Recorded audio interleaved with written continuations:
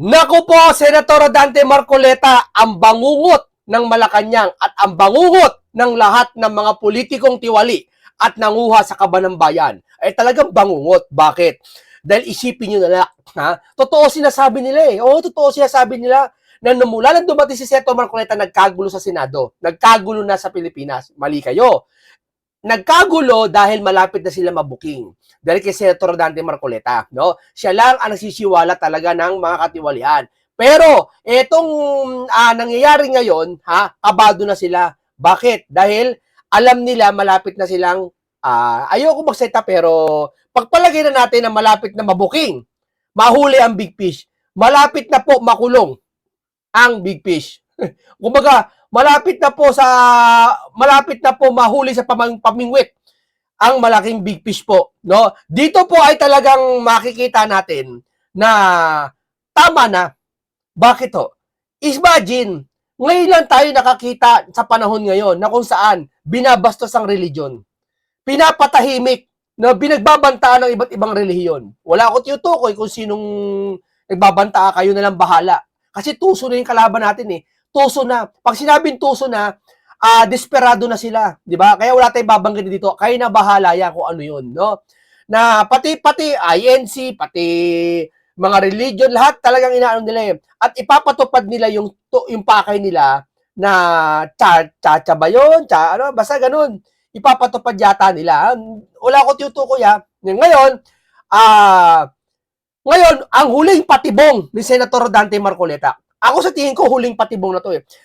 Alam mo kasi ganito yan eh, si Senator Marcoleta mismo ay isang malaking patibong yan. Kapag yung ginalaw mo, ay talagang patibong na. Bakit? Kasi si Senator Marcoleta hindi naman gumagawa ng kasalanan eh. I mean, wala akong sinabing hindi nakagawa ng kasalanan. Hindi siya gumagawa ng labag sa gobyerno, yung mga pagnanakaw, yung mga papagsasamantala, hindi po. Sa ikagaganda ng biruin mo, may pera ka na sa bangko na mamilyon si Senator Marcoleta. May 52 million dahil niya, negosyante rin siya eh. No? 72 years old ka na. Naisin mo pa ba na magkaroon ng maraming pera? Hindi na, lalo na ang relihiyon niya, INC. Eh, ang INC, magkamali ka talaga, tiwalag ka. No? Yun ang iingatan nila eh. Di ba? Matiwalag sa INC. O, sa tingin mo gagawa si Senator Dante Marcoleta, tapos, kaupo niya, senador, hindi ba senador, okay, matagal sa gobyerno, sa tingin mo gagawa siya ng kasalanan niya? Hindi ho. Kaya ang ginagawa ng mga to, kay Senator Dante Marcoleta, binabaliktad. Kesyo nabigyan daw ng 500 million, kesyo daw hindi nag-iimbestiga sa panahon daw ni Duterte, kesyo daw meron daw itong plunder case na tumanggap kay may defensor, di ba? Ang dami nila kasi nga wala na sila eh, huli na eh. Kahit napatahimik nila si Mike, napatahimik si Jinggoy, napatahimik si Joel, kanila na si Cheese, kanila na yung magsasita. Si Kiko, suspinde na. Si Libiste, kakasuhan niya sa Solar. Lahat na kanila na, pinatahimik na nila. Di ba si Robin, kakasuhan, pinatakaso si Bato. Si Bato, andyan na, huli na. Si Bongo, iwawarat na rin. Lahat na eh. Di ba? Lahat na, sino ba hindi ko nabanggit? Lahat nabanggit na eh. Pinapatahimik nila eh. Di ba? O ngayon, si Senator Dante Marcoleta, isang malaking bangungot sa kanila. Yan ang opinion ko to lahat ha. Opinion ko lahat to, komentaryo ko lahat to. Ngayon, may dambuhalang rallying magaganap. May dambuhalang rally. Tignan niya natin dito sa isang page. Alam din ng isang page eh.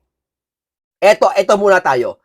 June 28 punta na sa EDSA. Ito, nagkita kami ito sa Senate eh. Nagkita lang kami pero hindi naman kami nag-usap, no? Marcos, kahit gagawa ka ng pakitang tao, magbigay ng pagkain sa pobre, hindi pa rin kayo magpapatat ng Pilipino dahil sa trilyon na account ninyo. Alam mo kasi, diyan sa pagpapakita niya, di ba si Martin daw pumunta dun sa sa pamilya yata ng nadamay dun sa Tacloban yata, pumunta yata, no? Mga nagpapakitang gilas na para makalimutan ng taong bayan yung galit sa kanila. Kahit anong gawin nyo, ibigay nyo isa dalawang truck ng isa, o kahit sa isang pamilya magbigay kayo ng 2 sakong bigas, hindi makakalimutan ng taong bayan yung mga ginawa nito nila Tamba. Di ba? Kasi matindi ho nangyayari ngayon, na sobrang pagkatakip na ang nangyayari ngayon. Na tila baga para bang ang nangyayari ngayon bumagyo na malakas. napakalakas na bagyo, maraming nasira. Tapos mamaya-maya kinabukasan kalimutan mo lahat na nangyari. Parang ganoon eh. 'Di ba? Papayag ka ba naman? 'Di ba? Oh, eto tingnan natin dambuha lang rally ha. Oh, mga kapatid, sa June 28, handa na ba lahat? Ang laki nito, higanting rally to. Eh, teka muna, akala ko ba yung 4 na reliyon lang magkakasama, yung kasama yung mga bishop? Makakasama nga. Pero may kasama ding isa na napakalaki. Hindi ko sasabihin kung ano yun. Di ba? At hindi ko rin alam kung ano yun. Sabi lang dito, Tupa knows. Handa na ba lahat ang mga kapatiran at kahit sa taga sanlibutan? Aba, parang iba kaiba yun ah. Gising na ang natutulog na higante. Kita-kita tayo sa June 28, 2026. Ito ang higanteng pagtitipon. Mauukit sa kasaysayan ito. Kakaiba to. Di ba? Sabi ko nga eh. Nagrally ng una, nagrally ng pangalawa, hindi pinakinggan. Sa tingin nyo, sa pangatlo, kailangan nyo pa ba makinig? Hindi na. Kumbaga dun sa isang anak, una, pangalawa, hindi ka nakinig, pangatlo, may palo na. Di ba? Hindi ko alam. Chora ko lang yun, chora ko. Kalimutan nyo. Pero, may higanteng magaganap sa June 28 na rally. No? Ang venue, hindi pa natin alam kung asang venue. Di ba? Ayon sa chismoso natin na kakampi, no? Eh may magaganap talagang rally pero hindi pa alam saan ang venue. Ang sabing venue ay sa ano daw sa ewan ko saan ba? Sa Bulacan? Sa Philippine Arena. hindi. Basta joke lang 'yon. Okay, ito nga. Yan ang sinasabi ko sa inyo, mga kababayan. Saka nakakita na negative 13 ang ating Pangulo. Dito lang. Sabi nila, pinapakalat daw ng mga DDS ang negative 30. Talaga ba? Ang nag-post doon yung mga survey. At ang survey, malaking porsyento na totoo. Pwede mo rin sabihin hindi totoo ang survey. Pero malaking possible kung ang nag-survey ay napakarami na. Iba-ibang kumpanya yata nag-survey o iba-ibang grupo ang nag-survey. Kahit sa kalye survey bagsak talaga siya eh. Tignan mo sa mga kalye survey, yung mga vlogger, yung mga nasa kalye, yung mga walang bias tignan mo survey, bagsak talaga. Oo. Mas gusto pa nga si Rapi Tulfo eh. Kaysa kay Bongit eh. Totoo lang. Oo. Talagang bagsak talaga. Hindi natural ang negative 13. Hindi normal 'yon. Ngayon lang tayo nakakita ng ganung possible. Kahit dati hindi pa nangyayari 'yon, di ba? Eh bakit? Kasi nakita nila kakaiba na nangyayari ngayon eh. Napuno na. Eh bakit magra-rally? Hindi ko alam kung ano gagawin sa rally pero isang mapayapang rally naman 'yan. Wala namang gulo diyan. Pero bakit lumalabas yung taong bayan? Una, nasa konstitusyon 'yan. Malayang pananalita. Pangalawa, bakit magra-rally? Bakit sa panahon ni Duterte hindi nyo naman ginawa yan? Although sa panahon ni Duterte may nagra-rally, pero hindi ganito. Bakit galit ang taong bayan niya kaysa kay Duterte? Ganito lang kasimple yan. Una sa lahat, hindi binabastos ni Duterte yung mga tao, pinakikinggan niya. Nagagawa ng paraan yung mga problema. Naaawat niya. Pangalawa, dito, hindi napapahamak ang mga religion. At wala nag-aaway-away na Senado dahil sa iisang gusto at layunin. Diba? Pangatlo, yung flood control issue. Almost number 1 na rin ang flood control issue. Nasabi, panahon pa daw ni Duterte nagsimula ang flood control issue. O sige, panahon ni Duterte. So ano naman kung panahon ni Duterte magsimula ang flood control issue, anong gusto mo palabasin? Huwag nang imbestigahan yung kasalukuyan. Kung panahon ni Duterte nagsimula at kayo nagsasabi, si Auntie Claire nagsasabi na panahon ni Duterte, di mag-imbestiga kayo. Sa panahon ni Duterte, simulan nyo. At hanggang ngayon, simulan nyo. Huwag kayo mag-iimbestiga doon lang sa Duterte. Ang lalabas, unfair. Paano yung mga ninakaw ng 2022 up to now? Paano ninakaw? Up to 2025 na lang, sige. O, paano ninakaw noon? Ganun na lang yon. Yun ang bakit galit ang taong bayan, mga kababayan. Kung bakit negative 13. At alam din ng Pinklawan yan. Alam din nila yan. Kaya nga si Senator Dante Marcoleta ito pinag-iinitan eh. Di ba? Kasi nga, huling barahan ng Pilipinas, huling pag-asa, huling alas ng Pilipinas, walang iba si Senator Dante Marcoleta. Oo. At kapag lumabas ang natutulog na higante, ha? Alam nyo na kung ano higante yan. Natutulog na higante na ang INC, isang mapayapa naman, isang pray. Kasi ang INC kasi talagang solid Oo. Sila ang mamamayan din yan Hindi yan as a religion. Mamamayan yan na nagbabayad ng tax. Nagbabayad ng buwis. May karapatan yan mag-rally. May karapatan silang magpahayag. Di ba? O ngayon, anong ibig sabihin natin sa lahat ng ito, mga kababayan? Sa panggigipit nila kay Senator Dante Marcoleta, hindi nila alam si Senator Marcoleta mismo ang patibong. Tingnan nyo. Nung si Jinggoy nakulong, konti lang ang nagalit na tao. Konti lang, nabibilang mo lang ata sa Nung pinagbintangan sila, si Kiko Barsaga, inexpelled, nagalit lang konti yung karamihan ng Pilipino. No? Pati yung mga bumoto kay Kiko. Pero nung nakulong si Revilla, konti lang din nag-rally, di ba? Konti lang, mga taga-suporta lang niya. At okay lang, parang, alam mo naman, hindi ganun. Pero, nung si Senator Dante Marcoleta na, ang pinag-initan. Bukod sa INC ang INC siyempre, we are one yan. Kung sakit ng kalingkingan, sakit ng buong katawan. Ibig sabihin, masaktan nyo si Marcoleta o sino man ordinaryong kapatid na masaktan nyo, kahit pobre yan o nakatira sa ilalim ng tulayan, papalagang mga kapatiran. Pero ibukod mo ang INC.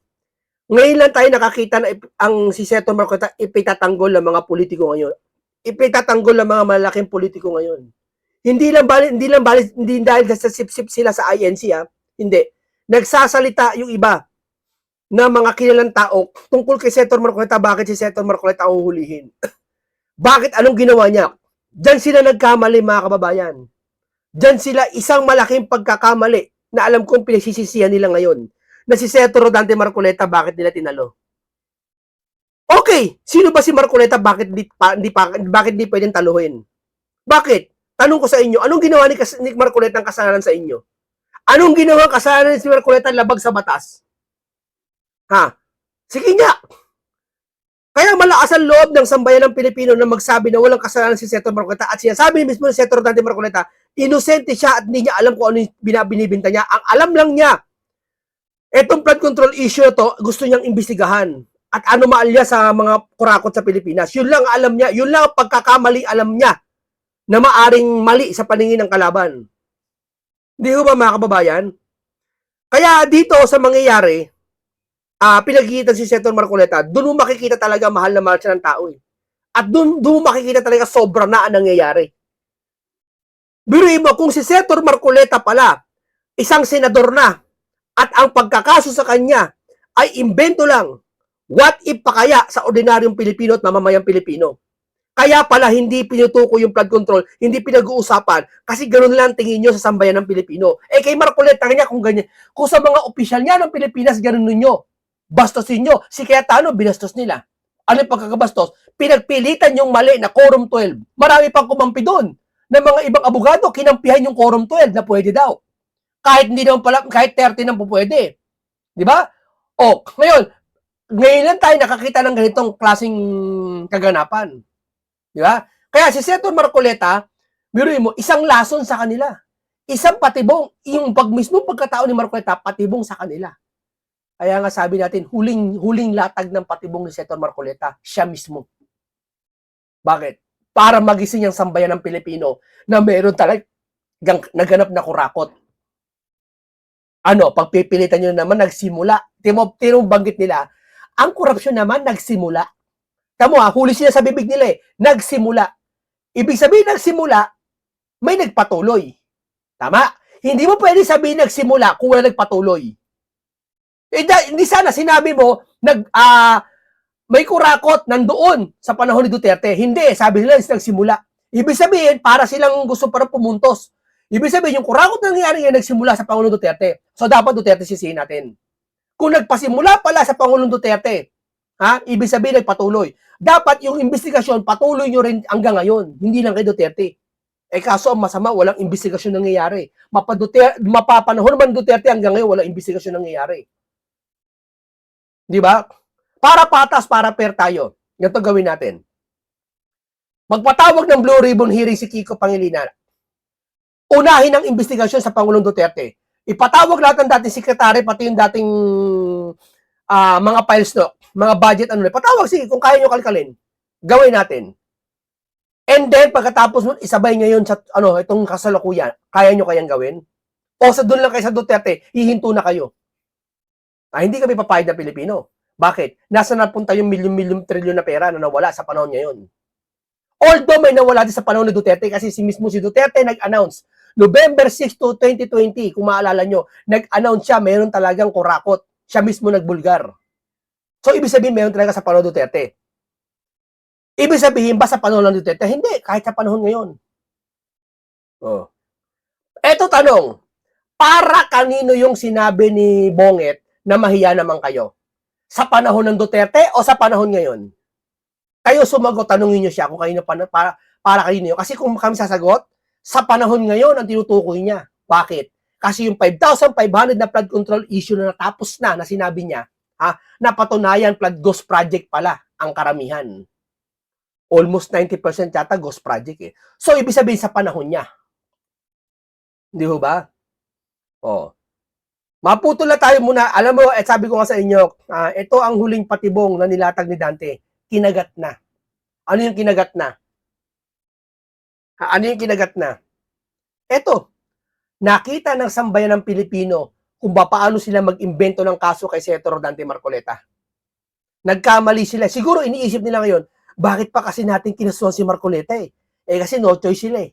No choice sila, hindi nila pwede hindi kasuhan. Bakit? Mag-iingay si Senator Marcoleta. Ang purpose niya nila, kaya gusto nila ipakulong si Senator Marcoleta para tumahimik eh.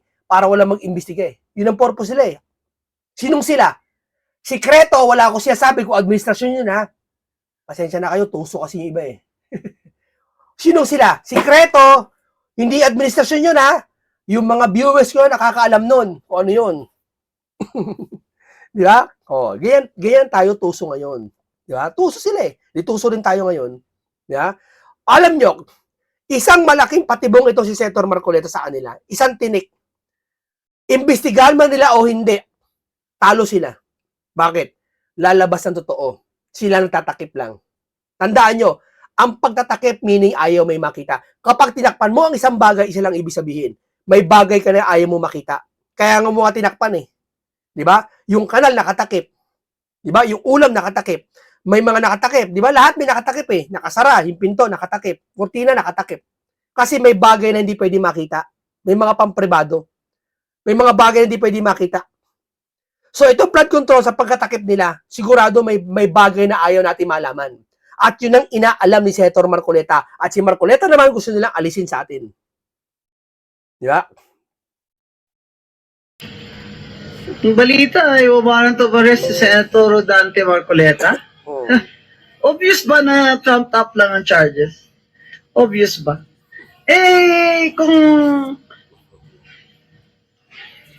Kung totoong may cause of action sila, bakit ngayon lang yan ginagawa? Dahil opposition si Senator Marcoleta?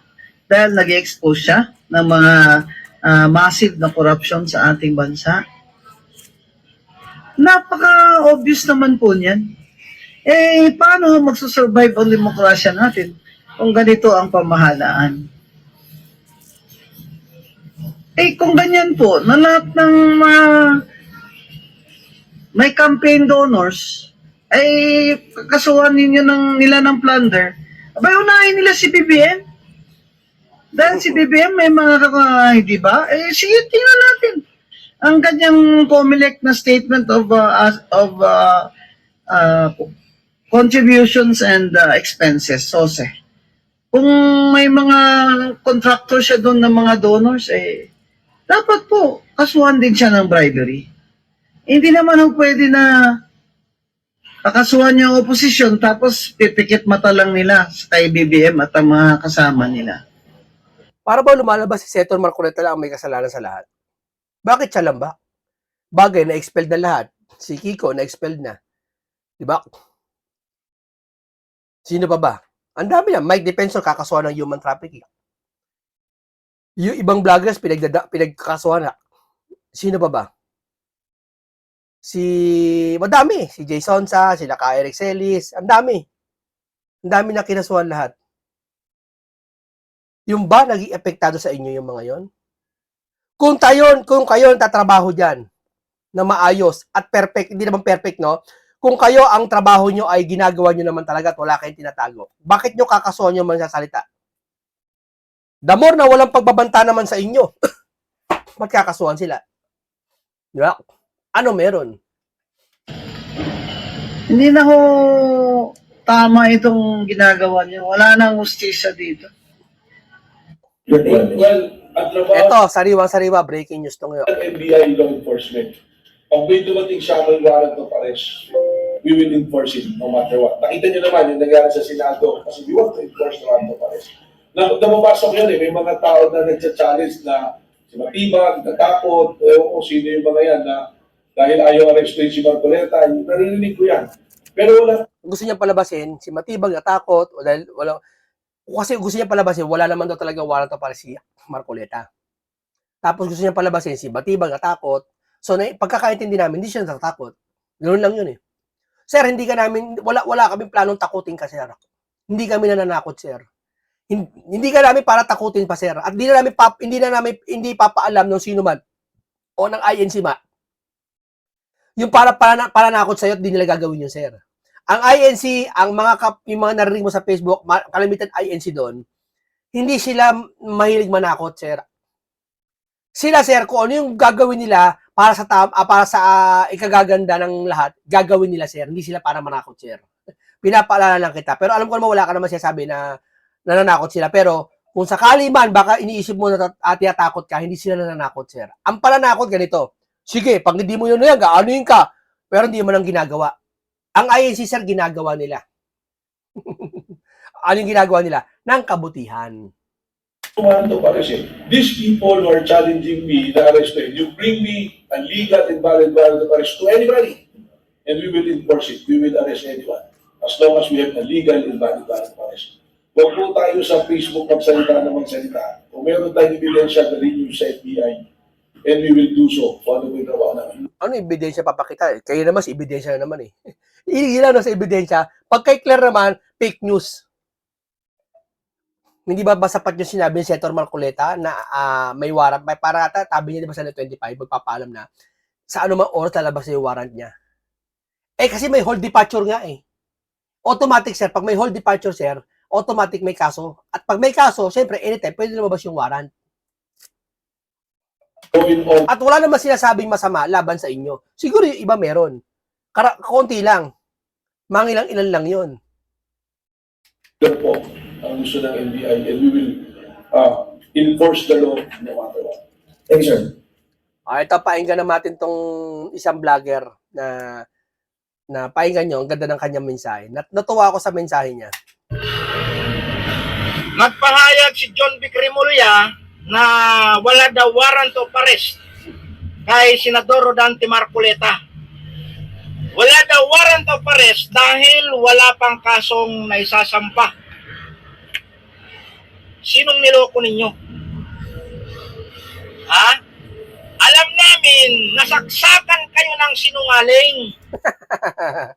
Di ba? Kasi may hold departure eh, si Marcoleta eh. Paki-explain niya sa akin ba't may hold departure. Di ba sabi yan ng 25? Maari na may hold departure kasi may nasampang kaso na. Alam nyo, hindi magbibitaw ng salita ang isang Rodante Marcoleta kung hindi balido. Tama. Hindi siya bibitaw ng salita kung di balido yun. Lalo na, ang usapan, buhay na niya, nakataya, uhulihin na siya. Nga? Tandaan nyo yan. Pangalawa, maraming mga TV station, isa na dyan ang GMA7, na nagbalita na meron ng isinampang plunder kay Senador Rodante Marcoleta. Eto pa, sabi nila, hindi uhulihin si Senador Bato de la Rosa. Wala anyang warrant of arrest Pero ang nakikita natin, hinahabol-habol ng mga NBI na parang mga asong ulol itong si Senador Ronald Bato de la Rosa. Kaya itong sinasabi ni John B. Cremulya, isang napakalaking kasinungalingan. Alam nyo, ganito lang yan eh. Dalawang bagay lang, mga kaibigan at mga kababayan, kung bakit sinasabi nila na walang warrant of arrest. Una, strategy nila para hindi magtago ang isang taong aarestuhin nila. Yan, tama yan. Mahusay ka, nagustuhan ko siya eh. Tama yan. Hindi po pwedeng sabihin na kung may possible ang isang tao na magtago. Lalo ngayon, hindi ko sasabi si Senator Marcoleta magtatago kasi si Senator Marcoleta, sinabi niya na nga na sasama siya. Palabra de honor yon. Siyempre, sasama yon. Yeah?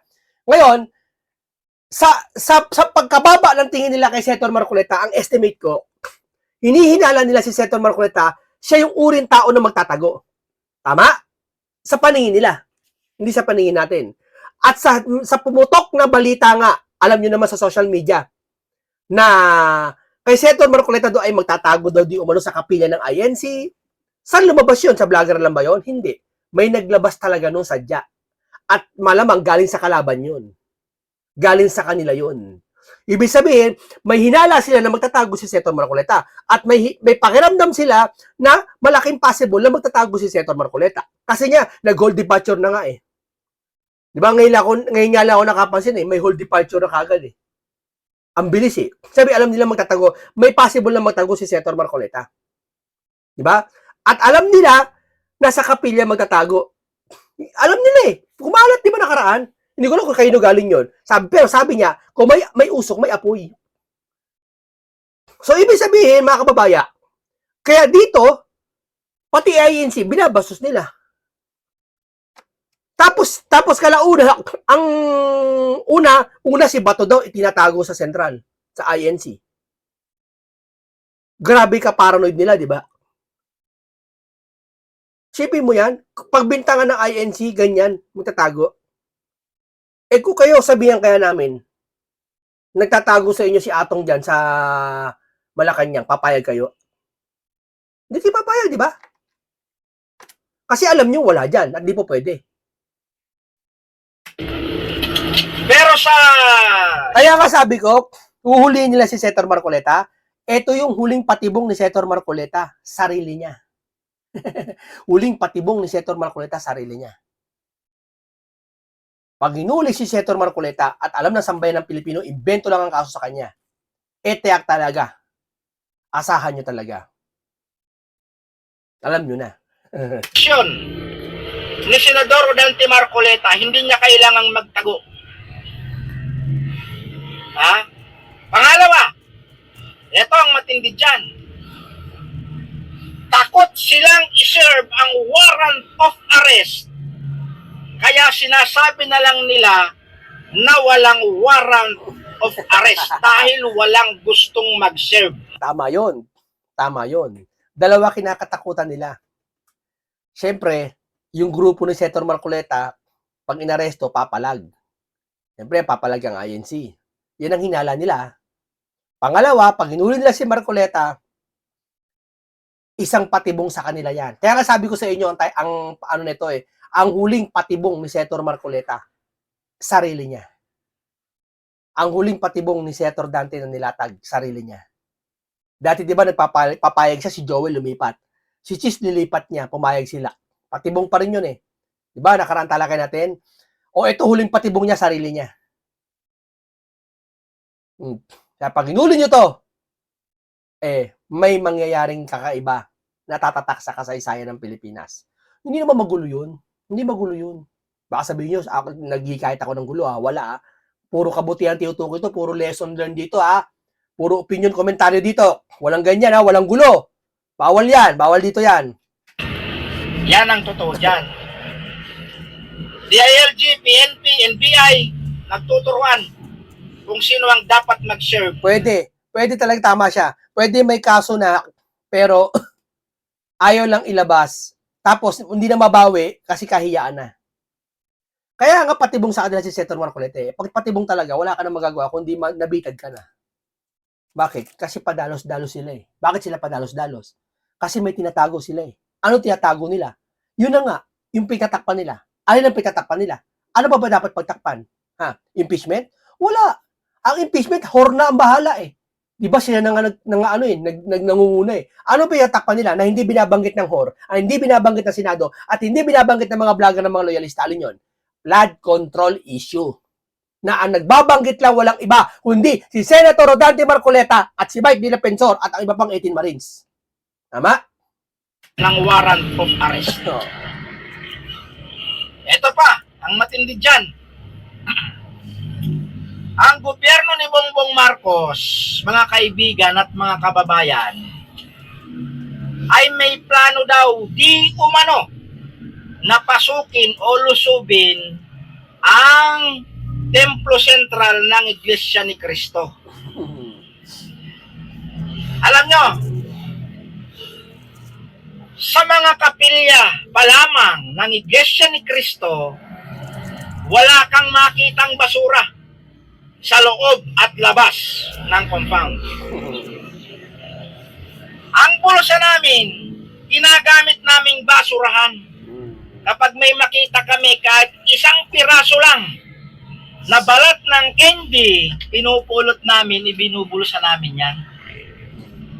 Pagkatapos, babalakin ninyong lapastanganin ang templo sentral ng Iglesia ni Cristo dyan sa Quezon City. Napakaswerte nyo naman. Kung totoo ito. Bago ninyo gawin yan, pag-isipan muna ninyo ng 1,000,000 beses bago ninyo gawin. Dahil sinisigurado ko sa inyo, ultimo imbornal, sarado kapag ginawa ninyo yan. Mabigat yun sa etana yun. Mabigat yun. Nakakatakot yung sinabi niya. Mas imbornal sarado. Ayoko ipaliwanag pero nakakatakot yun. Hindi ako naghahamon at lalong hindi kami nagyayabang, lalong-lalo hindi kami nagbabanta. Kasi pag sinabing sarado imbornal, barado ang imbornal. May baha. Ayoko magbanggit. Ito ay pahayag, pinapahayag ko ang pwedeng mangyari dahil talagang magagawa yan.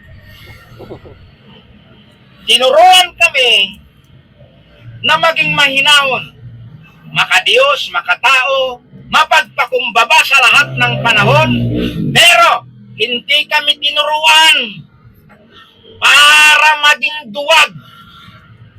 Ang galing. Yan ang isaksak ninyo sa kokote ninyo. Nako, yan ang sinasabi ko sa inyo. Ang INC ang pangunahin yan, doktrina, wag maging duwag. Tandaan niyo yan. Kaya, sige. Patunayan nyo. Niloloko nyo taong bayan. May warrant arrest ba si Senator Marcoleta o wala? May kaso ba siya o wala? Ilabas nyo na kung may kaso. Sabi niya, di ba nakalabag siya? Ilabas nyo na, warrant nyo si Senator Marcoleta. Kasi pag hindi nyo nilabas yan, isa lang ibig sabihin niya, lumalabag din kayo sa batas. Tama? May warrant din nyo siya-serve. Labag din sa konstitusyon niya. Pag may warrant, iserve nyo. O, maliban na lang, ginagawa-gawa nyo lang yung kaso na yan, kaya hindi nyo ma-serve. Kasi pag na-serve nyo, matutuklasan na gawa-gawa nyo lang yan. Tama? Kaya sabi ko sa inyo, bago nyo gawin yan, nasalaulain at lapastanganin ang templo sentral ng Iglesia ni Cristo, isipin muna ninyo ng 1,000,000 beses.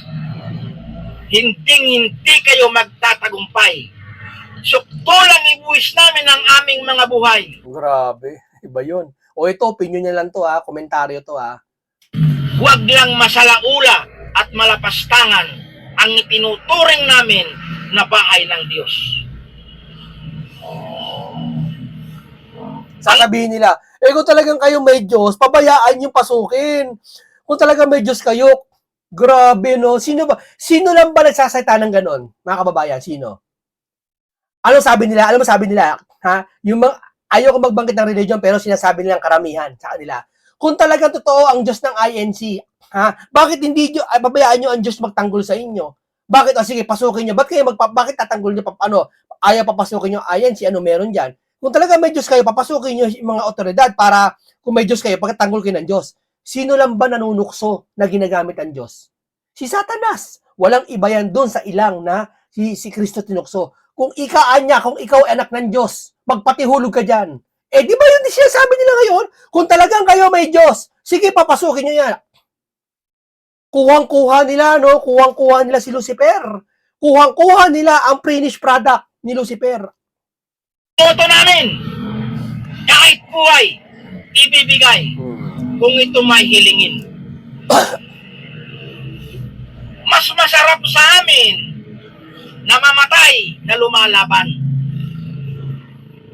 Lumalaban saan? Sa katuwiran. Yun. Hindi sa gobyerno, sa katwiran. Tanong, makatwiran ba ginagawa nila kay Senator Marcoleta? Na ayaw pagpaimbisiga sa flood control. Ayaw nilang kasuhan nila sa plunder invento lang. Makatwiran ba yon? Dapat bang labanan? Dapat. Di ba? Pababayaan lang ba natin? Hindi. Bakit? Baka maulit. Di ba? Kayo naman, no? Napakabilis ng mga utak ninyo. Advance mag-isip. Okay, maraming salamat sa iyo kung sino common brother ng kapatiran sa INC dyan.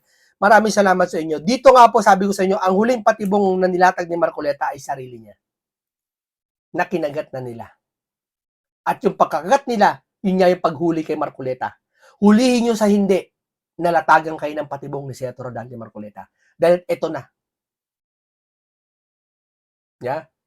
Oh, anong kinalaman ito sa June 28 na rally sa topic mo, si munting kaalaman? Hindi ko alam. Hindi ko alam. Eh kung alam ko man, hindi ko sasabihin muna. Pero sa ngayon, hindi ko alam talaga. Walang kinalaman tong rally sa 2020 sa June 28. Pero nakasisiguro ko, higanting rally to. Higante to. At nalaking pasalamat natin doon sa 4 na reliyon na nagsasabi na sila ay nagpahayag ng rally, ng pagtitipon din. Totoo yun. Abangan na lang natin. No?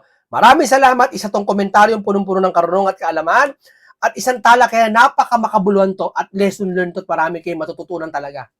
At isang masustansyang pag-uusap na mga aking hatid sa inyo. Walang pagbabanta, walang panlalait dito. Dito ay purong opinion at komentaryo lang at pagtutuwid ng mga mali. No? Maraming salamat. Ingat lagi kayo. Paalam po sa inyong lahat.